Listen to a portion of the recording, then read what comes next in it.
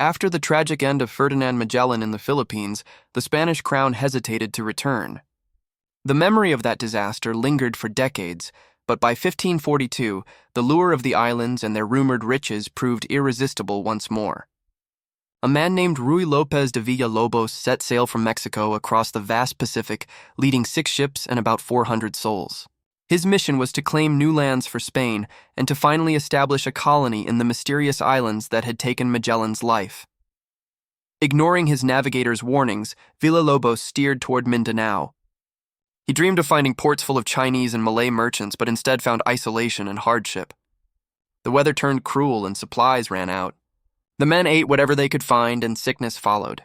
Desperate and starving, the survivors left for Sarangani, where Villalobos raised the banner of Spain and named the new land after Prince Philip, the son of King Charles V.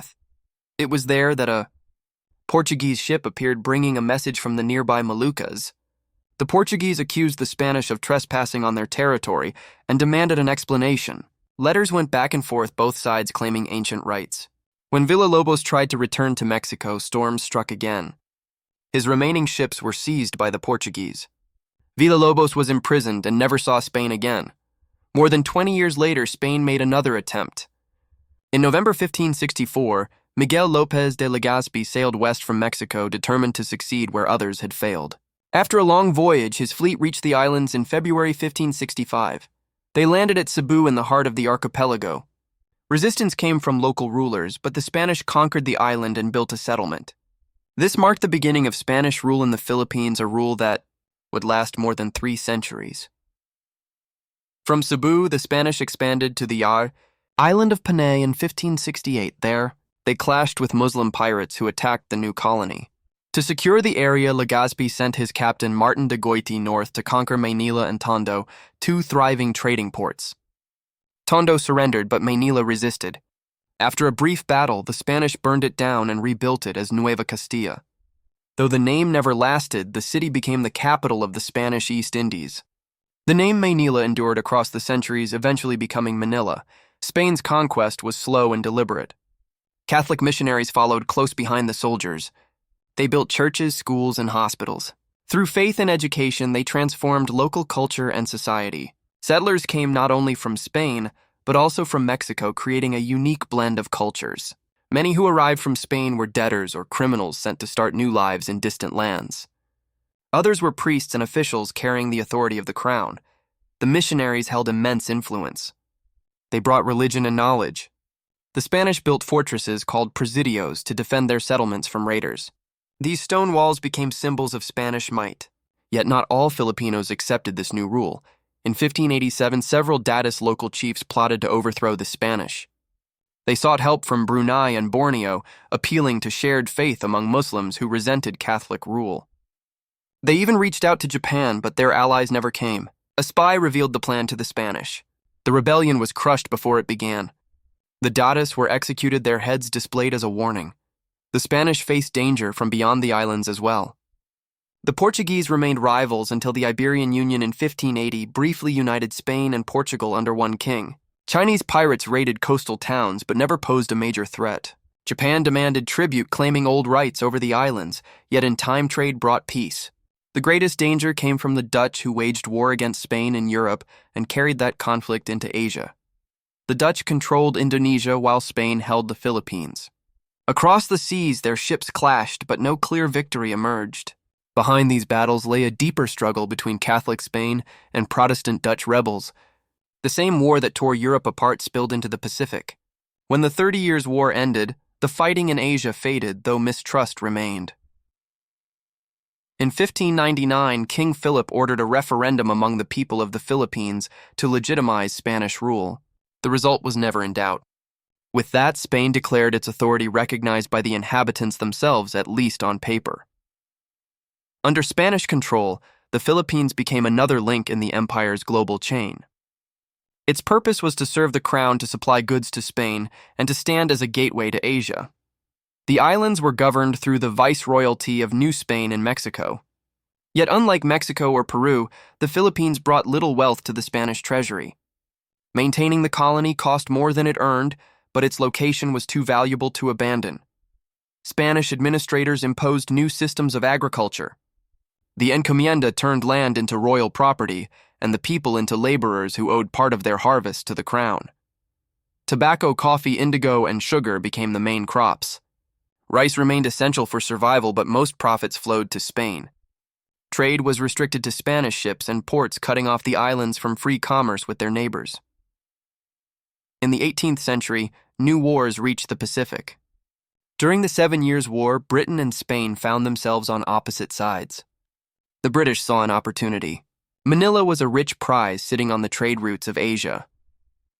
In September 1762, a British fleet sailed into Manila Bay. For 12 days, they bombarded the city walls and surveyed its defenses. On October 6, they stormed the gates. The defenders fought bravely, but the city fell. Nearly 200 Spanish soldiers died at the royal gate. The Archbishop of Manila, Manuel Rojo del Rio y Viero, acting as governor, agreed to surrender to stop further bloodshed. In his writings, he described the chaos that followed a day of looting by soldiers and civilians alike. Only after a ransom was agreed did order return, though much of it was never paid. The British promised not to harm the church or Spanish citizens.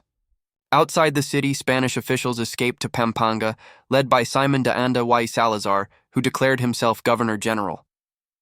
The British refused to deal with him, yet Anda rallied an army of 10,000 determined to resist. Fighting continued even after the war in Europe ended, because neither side knew peace had been signed. When Archbishop Rojo died in 1764, the British and Anda agreed to a ceasefire.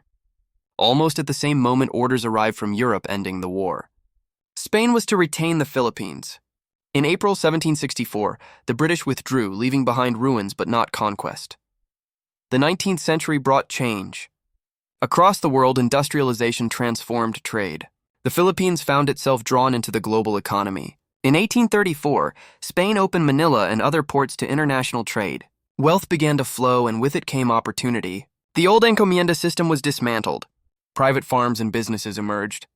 A Filipino middle class was born, and with education came new ideas. Young men from wealthy families traveled to Europe and America to study. They returned with dreams of freedom and national pride. They had seen revolutions sweep across the world. They knew of the wars of independence in Latin America and the ideals of liberty that fueled them. A sense of Filipino identity began to form, uniting people of different origins under one cause. But the Spanish rulers were not ready to share power. In 1823, a brief revolt broke out in Manila but was quickly crushed. By mid-century, a peaceful movement rose among the educated elite called the propaganda movement. These reformers demanded civil rights and equality under Spanish law. They wanted representation in parliament and an end to forced labor. They called for native leadership in the church. They spoke of justice, not war. Among them was José Rizal, a writer whose works exposed the abuses of colonial rule. His arrest marked the end of peaceful protest and the beginning of revolution. A secret group known as the Katipunan rose soon after. Its members swore to fight for independence through war. In August 1896, the first shots of the Philippine Revolution rang out. Villages joined the rebellion under Emilio Aguinaldo. They won battles in the countryside but failed to take Manila, where Spanish control remained firm. Then a new war erupted in Cuba. The United States entered the conflict against Spain, and the struggle reached the Pacific. On May 1, 1898, American warships under Commodore George Dewey destroyed the Spanish fleet in Manila Bay. The battle ended centuries of Spanish power in the islands. Aguinaldo proclaimed independence in June 1898, and soon after a constitution was drafted. On January 24, 1899, the First Philippine Republic was declared with Aguinaldo as president.